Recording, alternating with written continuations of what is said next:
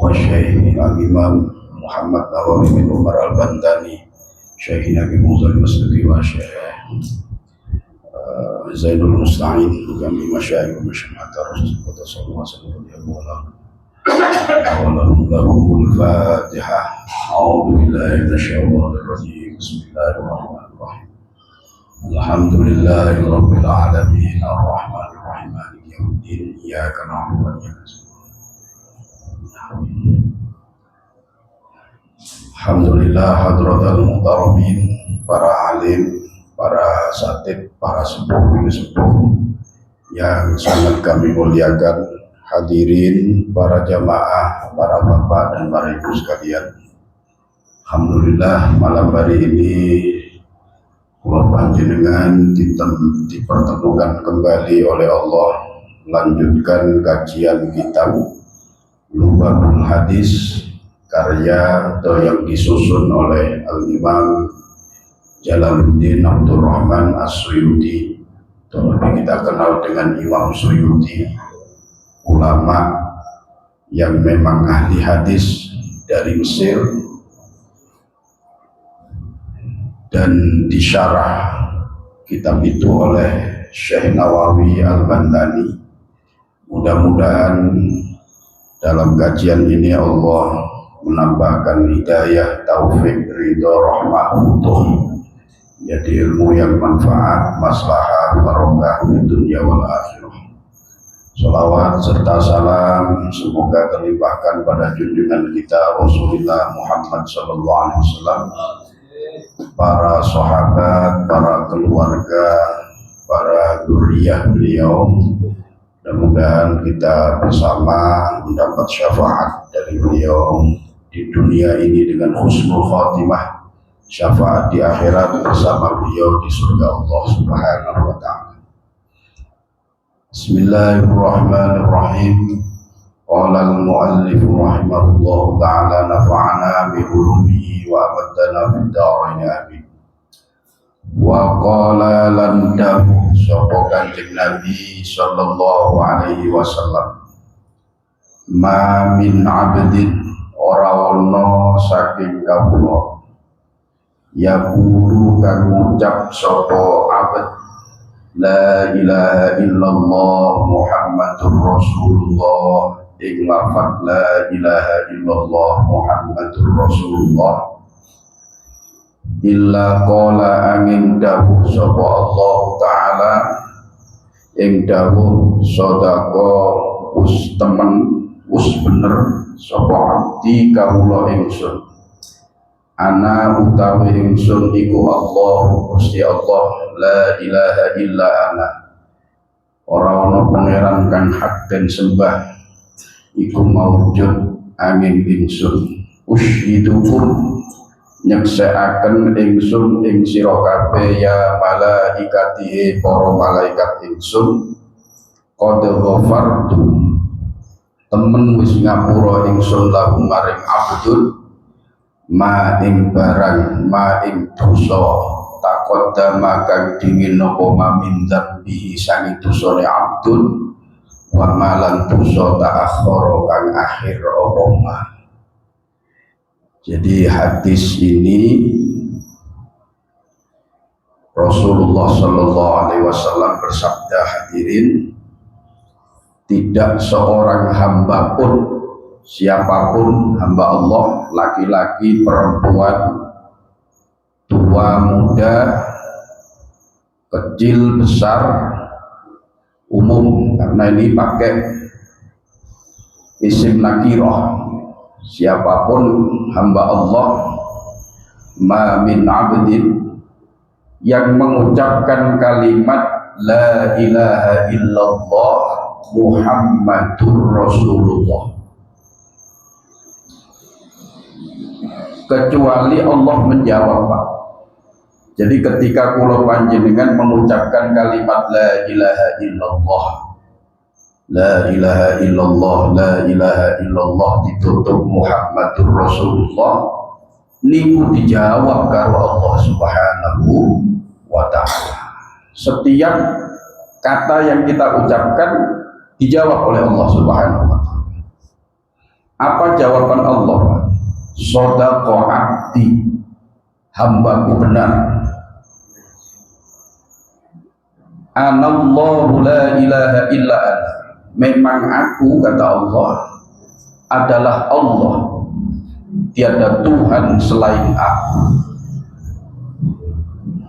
Betapa beruntungnya, betapa beruntungnya kula panjenengan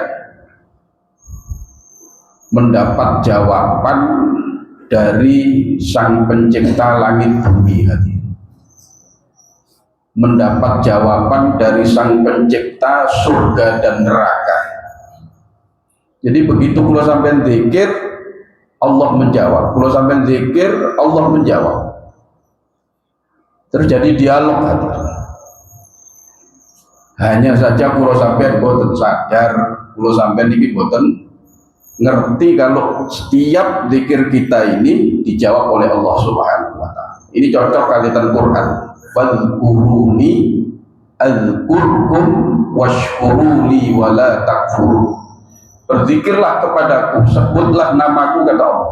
Azkurkum, aku sebut namamu.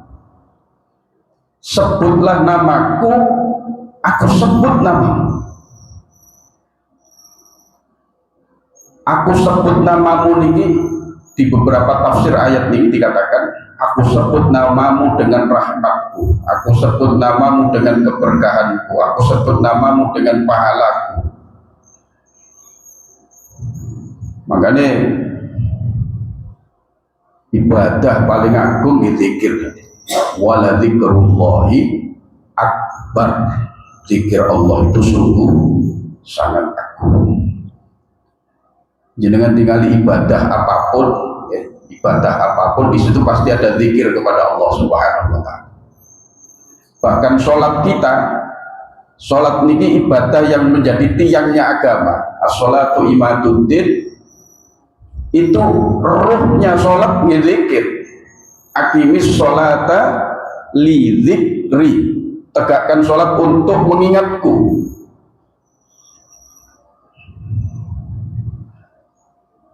Jadi beruntung banget kula panjenengan ketika berzikir, terutama mengucapkan kalimat tauhid ini, akan mendapat jawaban dari Allah Subhanahu wa taala. Berarti kalau ada dapat jawaban itu dekat nopo boten kali Gusti Allah. Sangat dekat. Dan kula sampeyan jangan khawatir. Allah yang kita sembah sekarang ini juga Allah yang nanti ada di akhirat. Allah yang kita sembah tentunya ini itu adalah Allah juga yang ada di akhirat. Kalau kita di dunia ini dekat dengan Allah dengan zikir kepada Allah, karena banyaknya zikir kita kepada Allah sehingga kita dekat dengan Allah, maka itu tidak merubah status kula sampeyan dekat dengan Allah di akhirat nanti. Lah nek kula sampean dekat dengan Allah di akhirat pun khawatir. Jenenge sudah dekat, tidak mungkin Allah menyia-nyiakan kedekatan kula panjenengan. Dan Allah itu tidak berubah. Allah itu maha kekal. Sifat-sifatnya Gusti Allah bersifat kekal, tidak berubah. Kalau Allah sekarang ini dekat dengan kula sampean, maka itu nanti juga tidak berubah kedekatan kula sampean di alam barzakh, kedekatan kula sampean di akhirat nanti. Insya Allah selamat. Selain Allah menjawab, lalu Allah mengatakan, Allah berfirman kepada para malaikat, Ushhidukum ya malaikati, hei malaikat, para malaikatku, saksikan, saksikan, aku menyaksikan mereka kepada kalian. Qad ghafartu lahu ma taqaddama min dzambihi wa ma ta'akhkhar. Wong sing ngucapno kalimat la ilaha illallah Muhammadur Rasulullah ini, saya ampuni seluruh dosa-dosanya yang telah lalu dan dosa-dosanya yang akan datang. Dosa-dosanya yang telah lalu, yang sudah kita lakukan, ini diampuni oleh Allah. Yang akan datang, yang belum kita lakukan, Pak, yang belum kita lakukan sudah disediakan ampunan oleh Allah Subhanahu wa taala. Oh dahsyat nih, la ilaha illallah nih hati. Pertanyaannya niki dosa gede napa dosa cilik? Mriki disebutaken di syarahnya ini, di syarah Tanqihul Qaul namanya, karya Syekh Nawawi Al-Bantani, yang diampuni itu as-shaghair, dosa-dosa kecil, dosa-dosa kecil yang lalu-lalu dan dosa-dosa yang akan datang itu sudah diampuni oleh Allah Subhanahu wa taala. Dosa besarnya bagaimana? Dan kitab Al-Majmu' karya Imam Nawawi itu, kalau dosa-dosa kecilnya sudah diampuni, kalau sudah habis mergo sering dzikir la ilaha illallah Muhammadur Rasulullah, maka dosa-dosa besarnya pun akan diampuni Allah Subhanahu wa taala. Dosa-dosa cilik dhisik dintekno kali Gusti Allah. Kalau sudah habis, baru sudah dosa-dosa besar akan diampuni oleh Allah Subhanahu wa taala. Itu dosa antar kita dengan Allah saja, atau juga dosa-dosa antar kita dengan sesama. Niki jawabannya, ini hanya dosa antar kita dengan Allah Subhanahu wa taala. Kalau dosa kula sampeyan antar sesama hadirin, mboten disepuro kali Gusti Allah kalau kita tidak saling memaafkan. Nek kula sampeyan mboten nyepuro, ya ditake besok nang akhirat. Mulai toko masjid kayak sandali koncone, non kurung jalur sepuro Pak. Gara-gara ustadz lah ceramah keliru, waya khutbah Jumat nih lho, ustadz keliru lah ceramah. Saudara-saudara, ambil yang baik-baik, tinggalkan yang buruk-buruk. Sandal sing api-api digawe nih kabeh. Nah, jadi kalau dosa antar sesama, Allah belum mengampuni sebelum kita saling memaafkan. Terus kalau tidak saling mengampuni, bagaimana nanti di akhirat? Di akhirat itu Allah akan mengislahkan, mendamaikan antar satu mukmin dengan mukmin yang lain. Kalau memang masih punya hak Adam, itu diselesaikan kali Allah di akhirat. Jadi ada di kitab Ihya itu, di kitab Ihya ini enten cerita dari sebuah hadis ya. Jadi nanti di akhirat itu ada dua orang mukmin Pak menghadap kepada Allah Subhanahu wa taala. Satu mukmin menuntut mukmin yang lain, ya Allah, hari ini adalah hari keadilan. Saya minta keadilan kepadamu karena saudara saya ini telah berbuat zalim dulu ketika di dunia kepada saya. Disebutakan kedzaliman ini tahu berbuat niki dan pulau tahu berbuat niki terus ditangleti kali Gusti Allah. Bener kon biyen tahu nglakoni iki nanggone saudaramu. Benar ya Allah, misalkan muncul Pak Biji. Kenapa? Karena lisan sing biasa muncul niki dikunci rapat kali Allah. Al-yauma nakhtimu ala afwahihim wa tukallimuna aydihim wa tashhadu arjuluhum bima kanu yaksibun. Al-yauma, di hari ini, yakni hari kiamat, nakhtimu ala afwahihim, aku kunci rapat lisan-lisan mereka. Aku kunci rapat mulut-mulut mereka. Wa tukallimuna aydihim, dan berbicara kepada kami tangan-tangan mereka. Wa tashhadu arjuluhum, dan kaki-kaki mereka menjadi saksi. Bima kanu yaksibun, dengan apa yang telah mereka lakukan. Akhirnya ngaku, nggih Gusti, kula nate berbuat niki kali si fulan. Ya wis, saiki pahalamu tak cukup. Pahala ngajimu tak cukup kayak non iki. Pahala salate ngake kesalahannya kata. Ternyata kesalahannya masih banyak. Pahalanya entek hadirin diambil ini. Wong perpahalane gak pate akeh soalnya.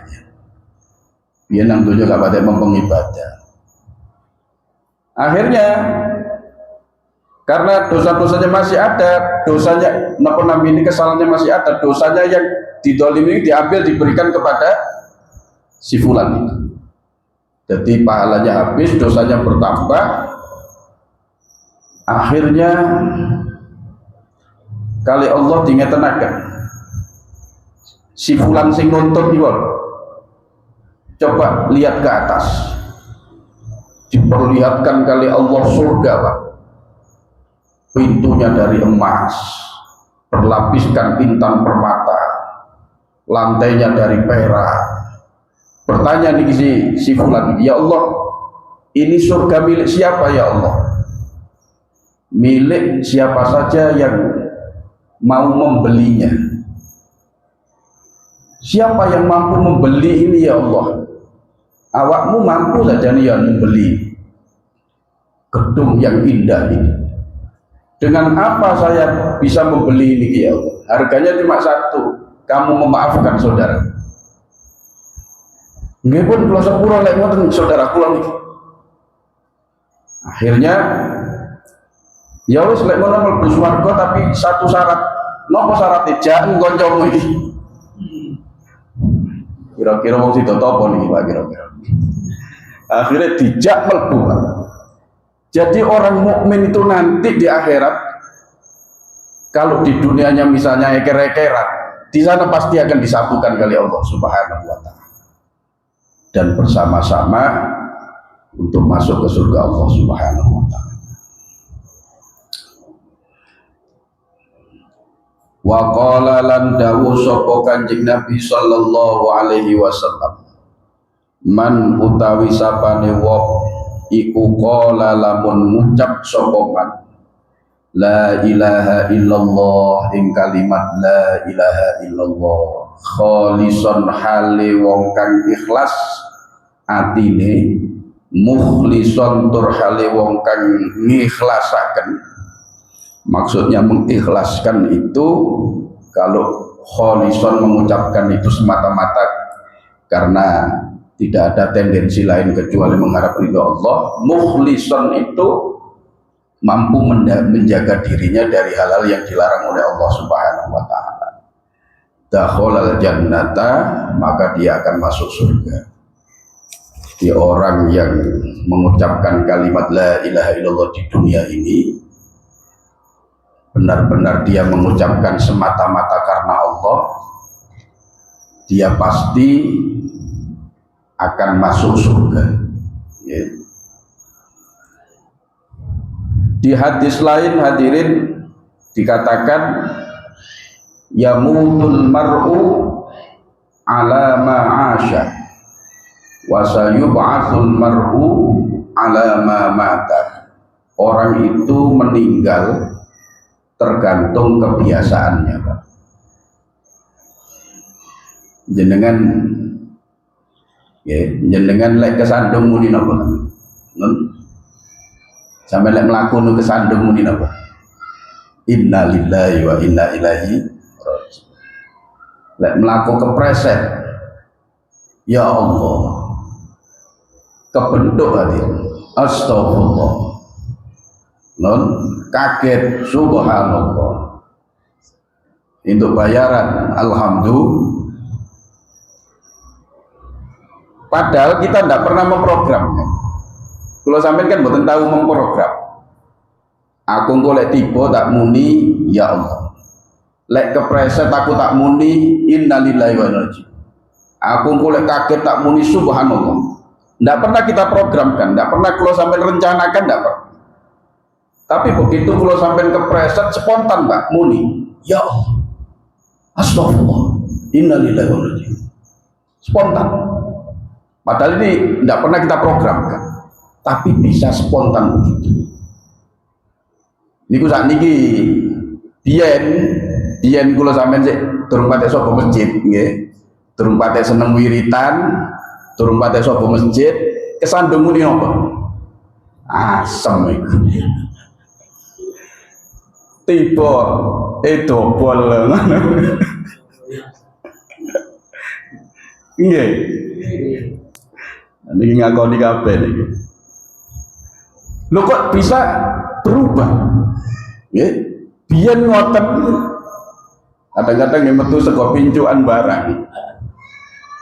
Kok saiki iso berubah ngoten? Saiki kok wis astagfirullahaladzim, ya Allah. Dadi wong soleh lah pokoknya saiki. Lho biyen kok ngoten? Kenapa? Jawabannya cuma satu. Karena kita sudah terbiasa mengucapkan kalimat-kalimat zikir. Sholat zikir, mari sholat zikir maneh. Nun, kembali tadi wong NU niku paling akeh, organisasi paling akeh zikir niku wong NU. Sholat zikir, mari sholat zikir, mulai sholat tahlilan zikir maneh. Bengi sholat zikir malih, ana undangan istighosa isine yo zikir, manakipan isine zikir, dibaan isine zikir. Sehingga kita tidak terasa bahwa zikir itu telah tertanam dalam hati kula sampeyan. Jadi begitu kula sampeyan terkena sesuatu, tiba nopo ketatap nopo-nopo, langsung tanpa dikomando hati, spontan yang kita ucapkan itu kalimat zikir. Karena memang sudah tertanam di dalam diri kula panjenengan, di dalam hati kula panjenengan. Begitu juga ketika kula sampean kaget dicabut roh kula sampean. Niku mboten usah dikai komando, mboten usah diuruti, langsung spontan, Pak. Allah. La ilaha illallah subhanallah ya Allah. Meskipun orang di sekitar kita tidak mengetahui, mungkin kalau sampai dalam keadaan koma, tapi hati kita pasti membunyikan itu. Kenapa? Karena sudah tertanam di dalam hati. Nah, sesuai kali dawuh Kanjeng Nabi niku ya mudul mar'u ala ma asya. Orang itu akan meninggal sesuai dengan ucapannya. Niki pentingnya kalau sampean napa malih kalau sudah sepuh-sepuh ngeten itu untuk memperbanyak zikir kepada Allah Subhanahu wa taala supaya sewaktu-waktu kalau sampean meninggal niku yang kita ucapkan adalah zikrullah dan itu dijamin surga. Ingin hadisnya berikutnya. Niki entah pernah saya ceritakan atau tidak. Jadi nganjuk nih. Iku kula diceritani yai kula niki sing ngalami to. Ya kula mboten cemer. Yai kula sing mengalami. Di kiai kula niku waktu bepergian dari Kertosono ke Nganjuk.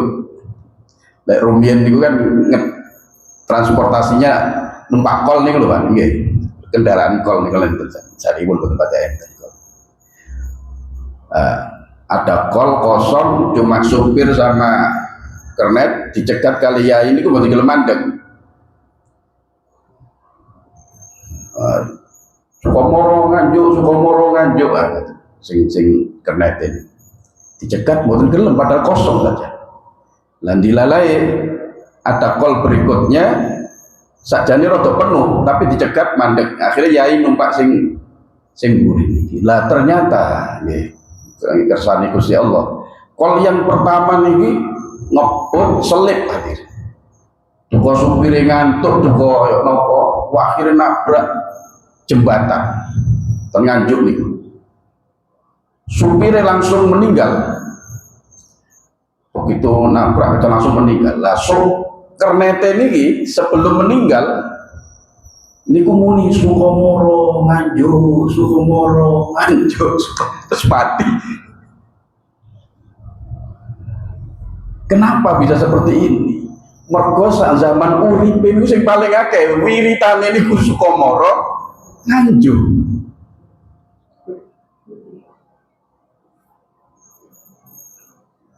Enten non sewu nggih. Enten pengulu teng daerah Jember. Kula rumiyin kan ada mondok teng Jember. Itu sebelum meninggal yang diucapkan itu angkah tuka wa zawwajtuka, ankahtuka wa zawwajtuka, meninggal. Ankahtuka, saya nikahkan kamu, wa zawwajtuka, dan saya kawinkan kamu. Iku kira-kira Israel protes, kon kate rapi besok katanya mati kok, katanya kerapet nobat, terus meninggal. Kenapa bisa seperti itu?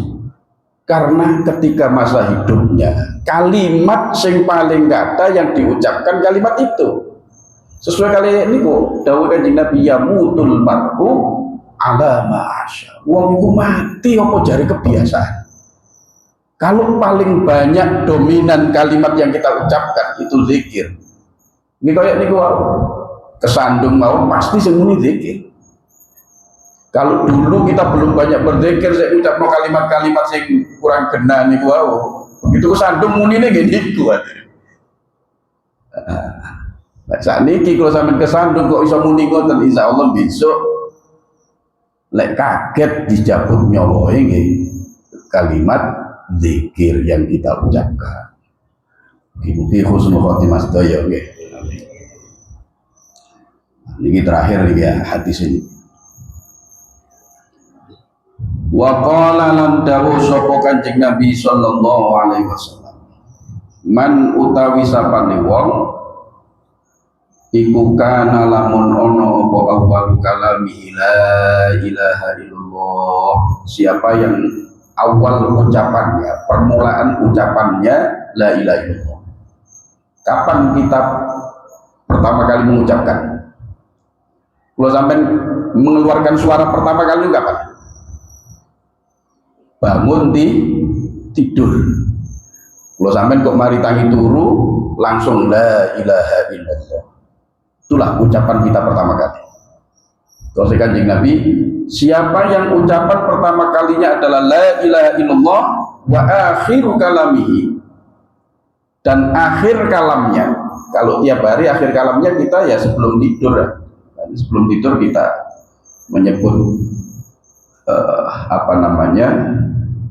menyebut nama Allah, wa akhiru kalamihi la ilaha illallah, dan akhir kalam kita yang paling akhir yaitu ketika akan meninggal. Karena setelah meninggal itu kita tidak akan berucap kembali, itu ucapan yang terakhir. Lah men-setting ya apa akhir kalam kula sampean niku la ilaha illallah, di akhir penghujung umur kula sampean la ilaha illallah. Ini tidak serta merta, harus begini dibiasakan dulu. Kalau sudah terbiasa, maka nanti yang diucapkan itu pasti itu. Makanya saat ini kalau sampai sering zikir memperbanyak kalimat niki la ilaha illallah atau kalimat zikir lainnya lah, maka yang kita ucapkan ketika akan meninggal pun itu. Kalau duit dulur dan pokok nih wafat tahun tahun 2003 yang salah. Ini tahun 2003 meninggal. Itu koma itu udah 2 hari kalau tidak 3 hari koma. Pas hari mau meninggal, hari pas mau meninggal, meninggalnya mati maghrib ya tadi. Mau meninggal sebelum maghrib nak wau, kalau ditelepon kali derek ikuti kengket, ditelepon. Begitu mau masuk maghrib, dia sadar, padahal 2 hari tidak sadar, koma. Moro-moro sadar koyo wong waras nih. Nah, terus begitu sadar dia minta surat Yasin. Minta surat Yasin habis maghrib, dia minta surat Yasin. Sebelum maghrib dia sholat, bisa sholat maghrib, sebelumnya bisa sholat, tidak sadar 2 hari. Nah, begitu sadar maghrib, masuk maghrib dia sholat dengan tidur di tempat tidur. Setelah nopo namine sholat maghrib niku minta surat Yasin, dia baca surat Yasin. Habis dia baca surat Yasin ditekek koma malih. Begitu koma terus meninggal. Kulo tanggleti anu niku ponakan niku cukup minduan perkara kula. Kok iso koyo ngene anu iki. kalau nyelukkan Pak Ali. Iya soalnya biasane kalau dikandani biasane niki Pak Ali niki mantun maghrib niku maca Yasin. Pun mantun maghrib niku maca Yasin. Kalau pikir-pikir bener dawuh Kanjeng Nabi. Biasa maca Yasin. Bendina katene mati nggih maca Yasin. Nah, kalau sampai istiqomah delok YouTube, wah jangan-jangan nanti sebelum meninggal nyetel YouTube bisa. Pokoknya perbanyak zikir kepada Allah Subhanahu wa taala. Ini dikatakan siapa yang awal ucapannya la ilaha illallah, akhir ucapannya la ilaha illallah, wa amila alfa sayyi'atin, meskipun dia melakukan 1000 keburukan, in asa alfa sanatin, andaikan dia hidup 1000 tahun, la yas'aluhullahu an dzambin wahidin, Allah tidak akan menanyakan satu dosa pun kepadanya. Kenapa? Karena dosa-dosanya itu terhapus kali kalimat la ilaha illallah. Dulu pernah saya sampaikan la ilaha illallah Muhammadur Rasulullah itu hurufnya 24, satu hari 24 jam. Maka satu kalimat la ilaha illallah Muhammadur Rasulullah itu menghapus dosa satu hari. Itu satu kali, apalagi berulang kali. Di awal hadis awal itu, di pertama permulaan dulu ya, sebab la ilaha illallah itu kan dikatakan siapa yang membaca la ilaha illallah dipanjangkan la-nya. Makanya setiap sholat ini kalau sampai sebelum zikir la ilaha illallah secara cepat niku biasa dibaca dhisik dawa la ilaha illallah. Temriki diriwayatkan kali Imam Nawawi, siapa yang baca la ilaha illallah lanya dipanjangkan 4000 dosa besar, bukan hanya dosa saja, 4000 dosa besar diampuni oleh Allah Subhanahu wa taala. Terus sahabat bertanya kepada Rasulullah, ya Rasulullah, kalau dia tidak punya dosa, ya dosane wong tuane sing disebut. Lek wong tuane gak duwe dosa, dosa-dosane keluarga nih. Lek keluargane pun boten duwe dosa kok ahli la ilaha illallah, maka dosa tetangga-tetangganya. Untung banget Pak. Duwe tangga ahli la ilaha illallah niku untung. Makanya di Quran dikatakan wadhkurullaha katsiran la'allakum tuflihun. Wadhkurullaha, dan berzikirlah kepada Allah katsiran dengan sebanyak-banyaknya, la'allakum tuflihun, agar kamu beruntung di dunia ini juga beruntung di akhirat.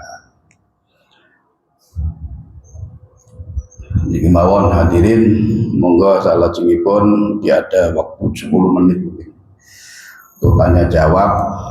Kalau bisa saya jawab sekarang, kalau tidak bisa GPR, insya Allah pertemuan depan akan saya jawab. Monggo, dan perlu ditanyakan ya Pak.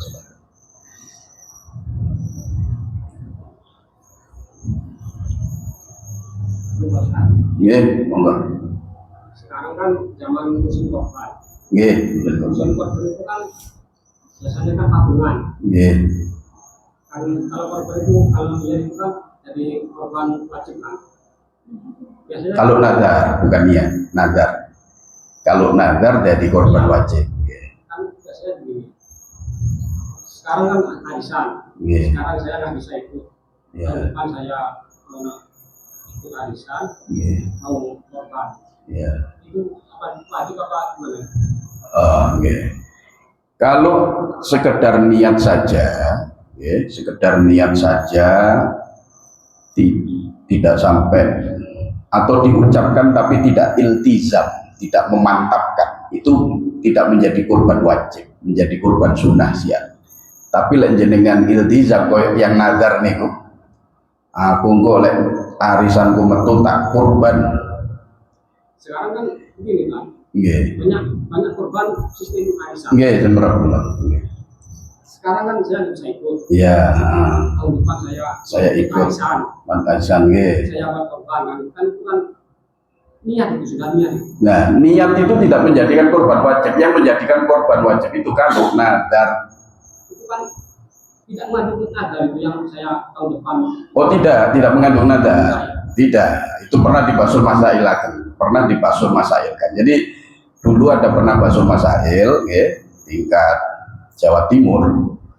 Bagaimana ketika ada orang mengucapkan, Pak ini saya mau korban, apakah itu jadi nadar? Di sini sebagian para ulama menyatakan kalau dia hanya sekedar memberi informasi saja, kalau dia sekedar ngomong itu hanya untuk memberikan informasi saja, belum menjadi korban nadar, jadi masih jadi korban sunnah.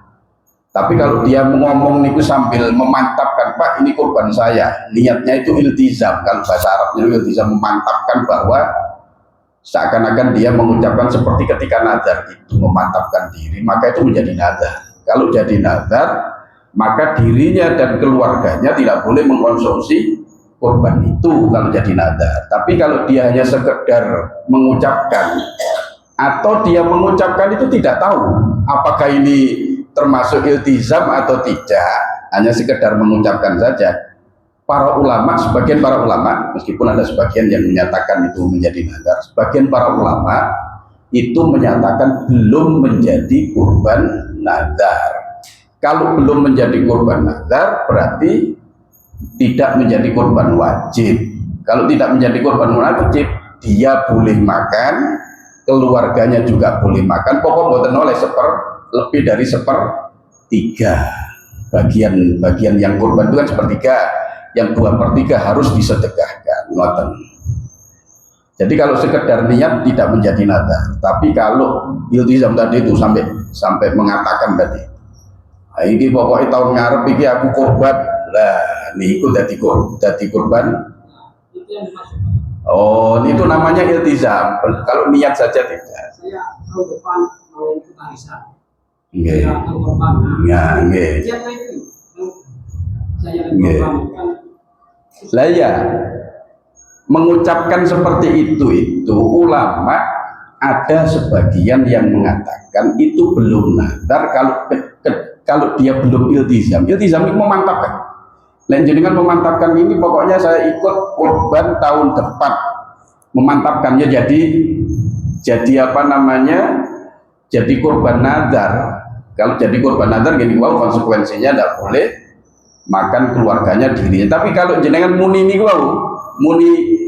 ini untuk korban saya tahun depan hanya sekedar memberi informasi saja. Ini semer bedanya antara memberi informasi dengan memantapkan tadi itu. Kalau sekedar memberi informasi, sebagian ulama menyatakan belum sampai menjadi korban nazar. Nah, itu tergantung, berarti kembalinya kepada dirinya masing-masing. Kalau dia sudah niat memantapkan itu ya jadi korban nazar. Kalau dia hanya sekedar niat memberi informasi saja, nanti tahun depan saya ikut, itu hanya sekedar memberi informasi saja, tidak sampai menjadi korban nazar. Lah yang tahu ini memberi informasi saja atau ini memantapkan seperti tadi, itu ya dirinya sendiri. Ini orang lain tidak bisa mengukur karena ini urusan hati. Jadi kembalinya ke hati. Kita termasuk iltizam apa sekedar memberi informasi saja. Ini tergantung hati jenengan. Oh ya, ada di kitab Khasyatul Jamal, cuma tidak saya bawa ini, panjang dalilnya. Dalilnya panjang. Itu pernah di Basul Masail kan? Pernah di Basul Masail. Di Basul Masail Lirboyo juga ada, di Basul Masail tingkat Jawa Timur juga ada. Kebetulan kalau ini kan tiang Basul Masail di Semarang. Nggih, monggo yang lain, Pak.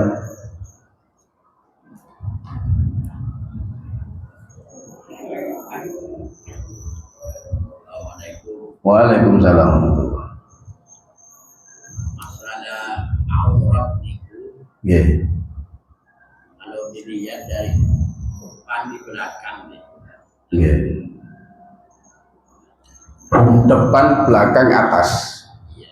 Yang teman saya kalau sholat nggak pakai saya Nggak pakai celana dalam. nggak pakai sempak. Nggih. Itu masih sah sholatnya, cuma makruh. Kasihan semut-semut yang ada di bawah. Ketika dia melihat ke atas, waduh, orang opo ini. Jadi yang wajib ditutup itu memang aurat itu dari atas. Makanya jenengan lek damel baju tidak baju rangkepan nggih. Jenengan buka ngeten. Pas rukuk ini kan ngeten, gitu. Rukuk kayak kita udele. Enggak sah. Kenapa? Ini bagian atas wajib ditutup. Kalau enggak nggih, jangan pakai kaos dalam. Nah, yang wajib ditutup itu atas, kanan, kiri, depan, belakang. Bawah itu enggak wajib ditutup. Dulu di masa Rasulullah itu, para sahabat itu tidak semuanya kaya. Ada yang miskin, ada yang miskin banget, Pak. Pakaiannya cuma sarung toh, sahabat-sahabat. Dia tidak punya pakaian dalam, pakaian luar saja sarungan. Sarung ini cuma ditaleni itu begini. Jadi sarung ini pojok-pojoknya ditalikan ada yang talikan di leher ini, ada yang ditalikan di. Jadi kalau dia rukuk, dia sujud, otomatis kan buka nih. Jadi senang buri itu kan ketok. Lah yang padahal di bagian belakang itu wanita zaman Rasulullah. Makanya kali Kanjeng Nabi dipesen nih, hei wong wedok-wedok, lek wong lanang-lanang durung lungguh, awakmu aja tangi dhisik. Bahaya soalnya. Awakmu langsung tangi dhisik ketok nek ngarepe kon apa ketok nih. Makanya sama Rasulullah itu ditahan, jangan kamu bangkit lebih dulu kalau kaum laki-laki ini belum duduk dari sujud. Begitu juga kalau mau sujud, wanita dulu yang sujud. Wanita dhisik sujud, baru kaum laki-laki sujud. Sebab laki-laki ini sujud dhisik, wong wedok sik lungguh ketok hadirin. Nah, artinya bagian bawah itu memang tidak wajib ditutup, hanya sunnah menutup hadirin. Kalau tidak ditutup makruh saja, tetapi tetap sholatnya sah. Ngoten nanti. Ya no, sampun.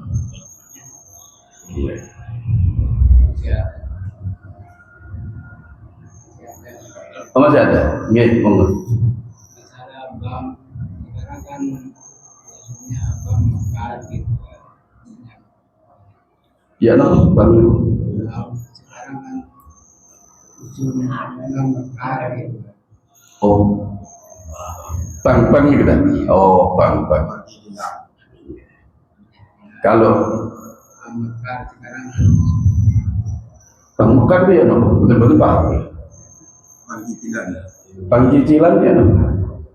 Oh, orang-orang yang lewat itu, nyicil barang. Ambil uang 1 juta, bayar 1.200.000 gitu.